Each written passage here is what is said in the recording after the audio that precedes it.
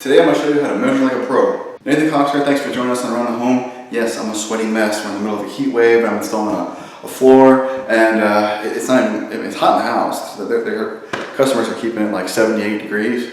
And then outside it's like 96 with a heat index of 106, okay? So ain't nowhere I'm not sweating today, okay? Well, let's talk about measuring like a pro. I'm dropping in an underlayment and just cut out a closet, right? So how do we get this measured properly so when we cut it, we can cut it right the first time instead of having to go back and forth 10 times and keep cutting it, okay? Let's go down here and I'll show you one of the biggest mistakes that a lot of people make.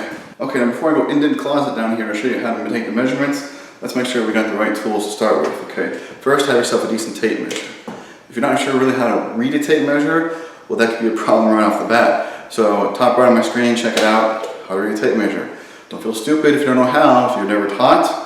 You don't just learn it by osmosis, okay? Alright, have yourself a decent pencil, and if you have some kind of fancy pad or something like that, throw it away. Get some piece of scrap. Scrap wood, cardboard flap off the box of what you're installing, okay? Because that's what real professionals use. We don't go get fancy notepads and stuff like that. Alright, now let's come down here and take a closer look. If you guys wonder what this gray stuff is, we had to put some floor leveler down. There was a little bit of a hump kind of situation going on. But anyways, okay, closet, doorway, this is a good example. Your vents are another good example of this. Okay, and I'll show you a vent real quick too. Alright, so when you're measuring for the doorway, okay, because the main closet is just square. It's 36 and a half in the back and 24 on this side here, but we want to include the doorway. So to get it correctly, alright, now we're going to measure from one side, and since we're going underneath, we're going to go just underneath, which puts us at about 4 1/4 from there. Okay, so you would write that down in your sketch. I've got my sketch up there and you guys couldn't see in the camera if I showed it to you. But anyways, now here's where the biggest mistake normally comes in. People are just a little bit on the novice side. Then they're like, well, this is a nice square closet. I'll just measure this way from this one.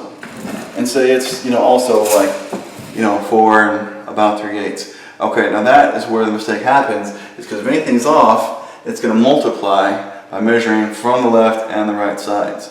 Like say that this was a little bit out of square, or if your measurement for the back wall was off by a little bit, let's say you're off by a 1/4 inch in the back corner, then this is going to be way thrown off. So what you do is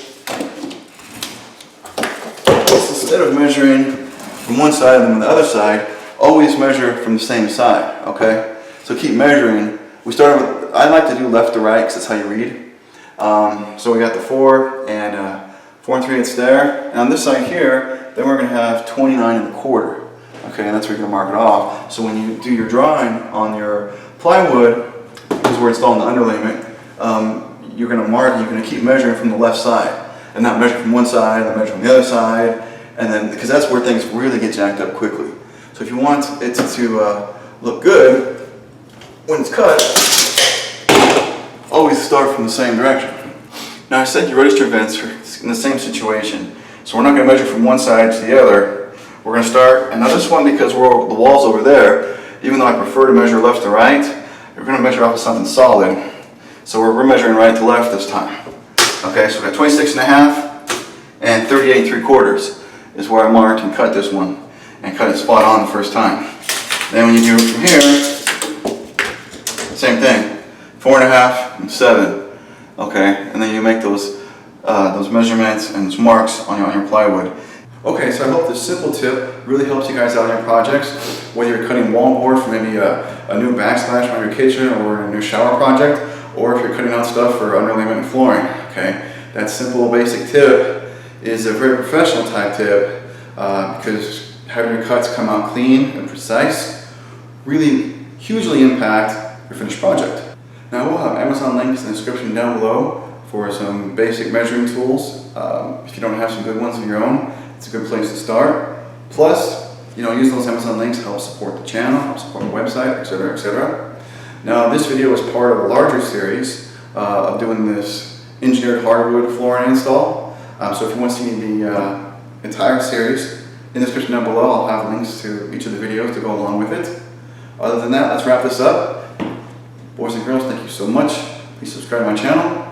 Check out my website. I got hundreds of videos there organized really well. Lots of stuff to check out, additional content as well, and some additional videos over here for you guys to check out. You guys have a great one.